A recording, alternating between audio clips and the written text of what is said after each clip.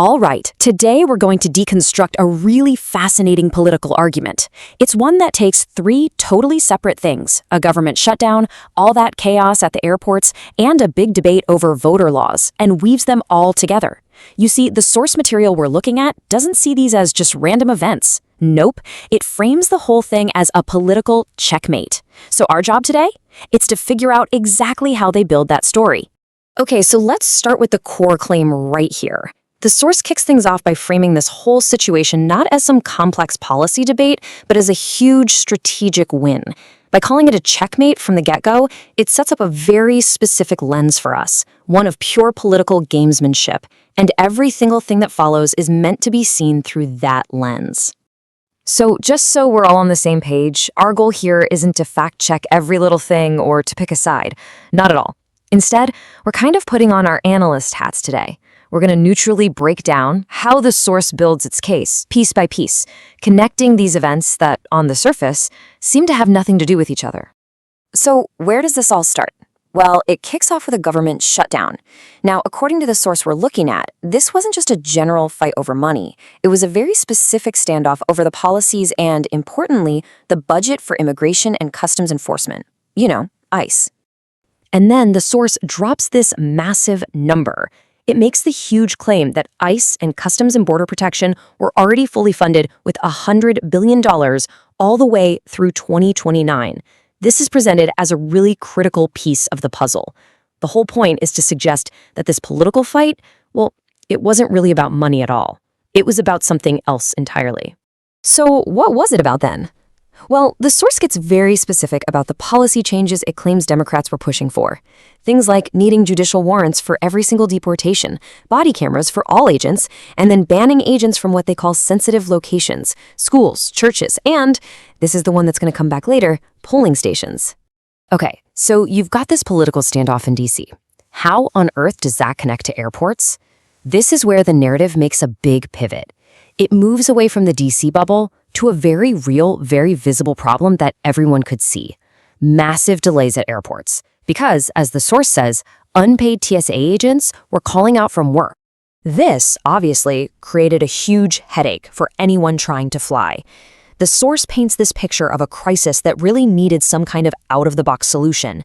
So, what was the plan that got floated? The plan itself, as the source lays it out, was pretty straightforward. Step 1, you acknowledge the problem, right? We have staffing shortages. Step 2, announce that ICE agents are going to be sent to airports to help out. And step 3, and this is key, be very specific that their role would just be for non-specialized support tasks. And this is where it gets really specific. The source, pulling from comments by former acting ICE director Tom Homan, draws a super clear line in the sand. You can see it on the left here. ICE agents would do general stuff, crowd management, watching the exits, keeping the lines in order. The idea was to free up the trained TSA officers for the highly specialized tasks on the right, like actually analyzing the x-rays. And crucially, the source makes a point of saying they would not be there to enforce immigration law. Now, as you can imagine, a proposal like this didn't just happen quietly. It set off a huge firestorm. So the next part of the commentary is all about breaking down the reactions from, political opponents, the media, and even the TSA itself. It really paints this picture of conflict on one side and support on the other. Right here, the source gives us the Democratic opposition's viewpoint through a quote it attributes to Representative Jeffries. His argument really frames the whole issue in moral terms, basically saying that this is a misuse of taxpayer money that should be helping people, not, in his words, brutalizing them. And then, boom. Immediately after laying out that moral argument, the source's commentator hits back with this incredibly sharp rebuttal. This is a real turning point in the narrative. The tone just completely shifts from explaining a plan to launching a direct, partisan attack on the opposition's intelligence. To kind of bolster its own argument, the commentary then contrasts that political fight with a statement supposedly from a TSA assistant director. This official is quoted as being really grateful for the help, framing the support from ICE as this welcome relief for their completely overworked officers. And here it is. This is the moment where the source makes its final, and you could argue its most important connection. Remember that earlier demand to ban ICE from polling stations?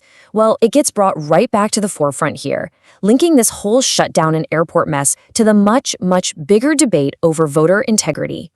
So to build this final part of the argument, the source uses this number as its smoking gun. The claim is that a whopping 450,000 non-citizens were discovered on California's voter rolls. And how were they found? Well, the source says they got summoned for jury duty, which non-citizens can't do, and that jury lists are pulled right from voter registration records.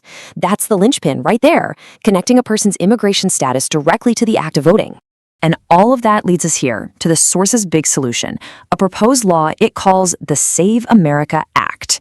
The commentary breaks down the debate around it just like you see in this table. The goal? Super simple. Require proof of citizenship to register to vote. The argument against it, as framed by the source, is that it creates hurdles for millions of eligible Americans who might not have a passport. But the source has an answer for that too, basically saying, hey, getting a birth certificate is easy and costs less than $50. And that really brings us to our final thought. What we've just walked through is a masterclass in a certain kind of political storytelling. You take these very different events, a shutdown, an airport crisis, a legislative debate, and you carefully weave them into one single interconnected story. It's just a really striking example of how the way a story is told can be every bit as powerful as the facts themselves.